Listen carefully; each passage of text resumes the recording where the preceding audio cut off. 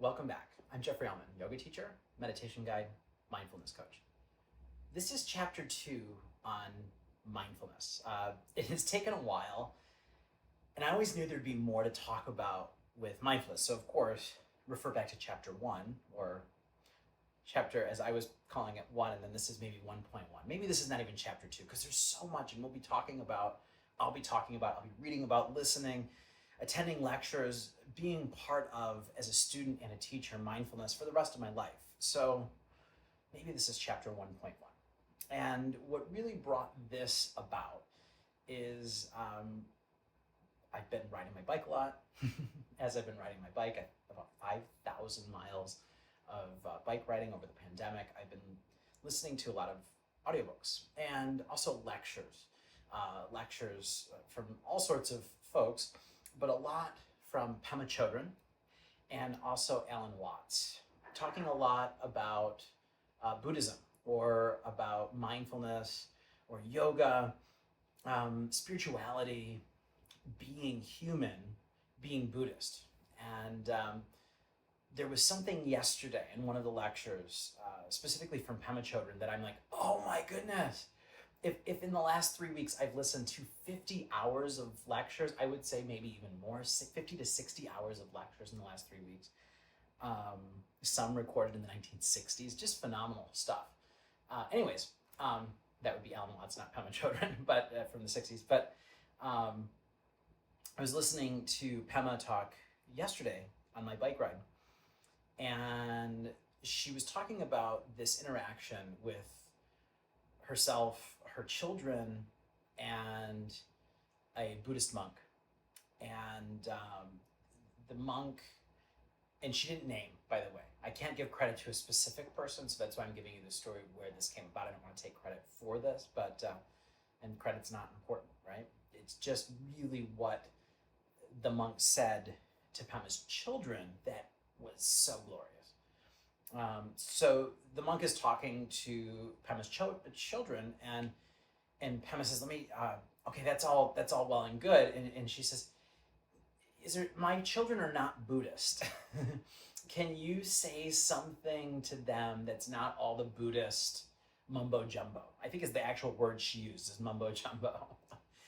Which Pema's hilarious if you've not read her books or listened to her. She's just very down to earth and very approachable when it comes to dogma and dharma and ritual and beliefs and ideals and just being human.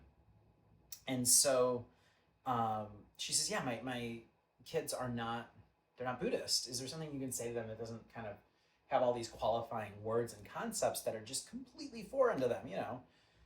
And the monk goes, okay. And looks at Pema's children and says, you're going to die. And there's this long dramatic pause.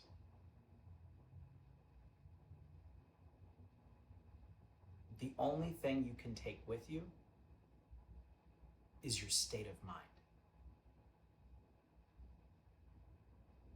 I thought that made the last 50 or 60 hours of lectures worth it. This moment, this very real moment. You're going to die. The only thing you can take with you is your state of mind. None of us are psychic. None of us know exactly what the afterlife will look like. Is the afterlife just moments of electric pulses in our brain that happens as the life as we know it leaves our body? Is there a heaven? Is there reincarnation? Who knows? No one really knows for sure. There's a lot of ideas, but we don't know for sure. But I love this idea. You're going to die. The only thing you can take with you is your state of mind. Well, here comes in Mindfulness, chapter 1.1.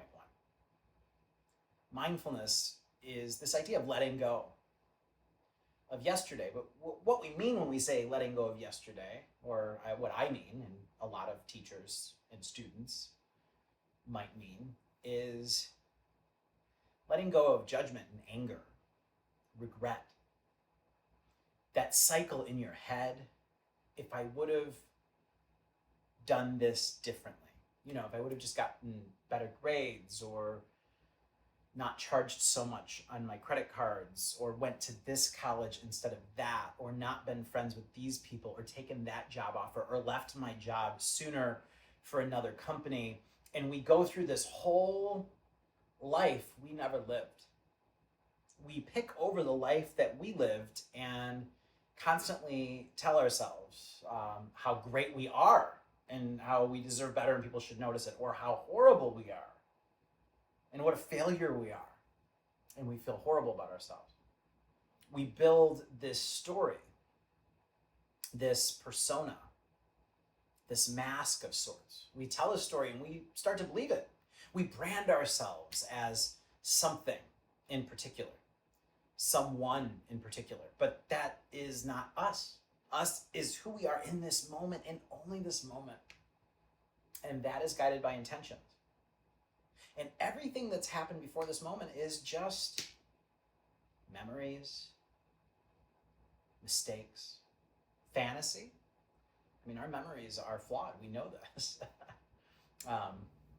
A great podcast, a great writer, Malcolm Gladwell, Revisionist History, he talks about memory and memory studies that were done right after 9/11. It's really interesting. I would suggest it. But the point is getting in our minds and just constantly reliving the past, either with regret and sometimes it doesn't even have to be a negative. It's not necessarily a regret, but the good old days, the best is behind us. This idea that we're defeated and everything, all the best is gone, or whatever it is, whatever we're attaching to these past actions is impressed upon our brain. Sometimes in yoga, we call that samskara. We have this mental impression that then affects what we do moving forward. So going back to that quote from the unknown monk to Pema's not Buddhist children, you're going to die. The only thing you can take with you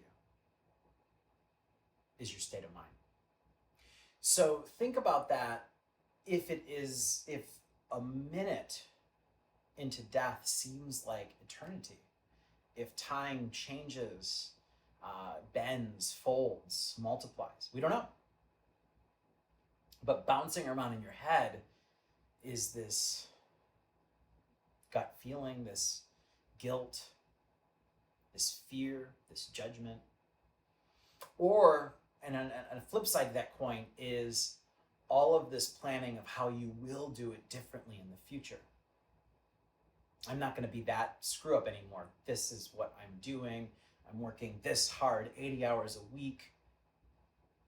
I'm going to make up for all those mistakes of the past, the mistakes of my family, my ancestors. I'm going to do better. I'm finally going to be a success in this capitalist world. I'm going to be a political animal.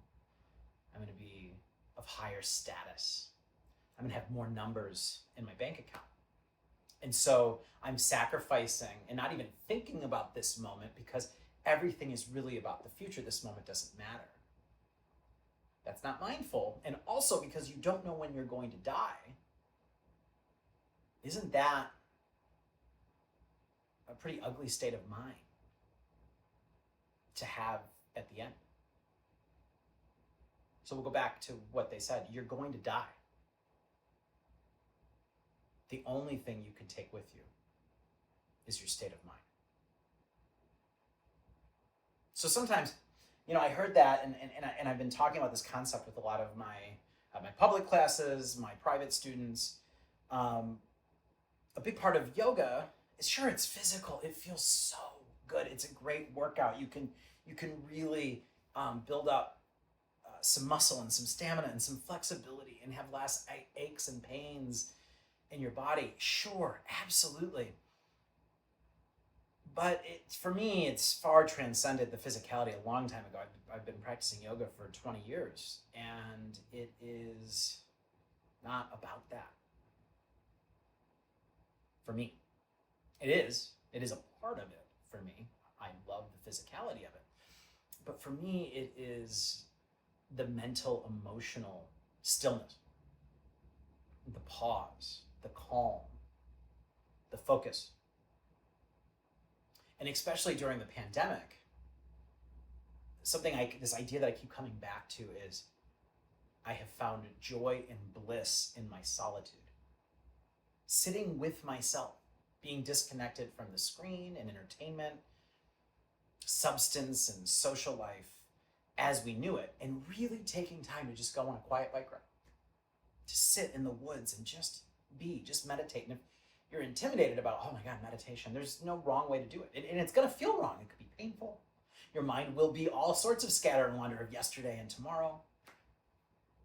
But like everything else, the more you do it, the more you will find you, your lane. What is your stillness, your passion, your calm, your self-love, your opportunity, your possibility? You're going to die. The only thing you can take with you is your state of mind. Make that a state of mind that is compassion, forgiveness, love for self and community, the other, laughter, humor, joy, bliss. Leave zero space in that state of mind, in your state of mind, for judgment, prejudice, ignorance, fear. Let all that go.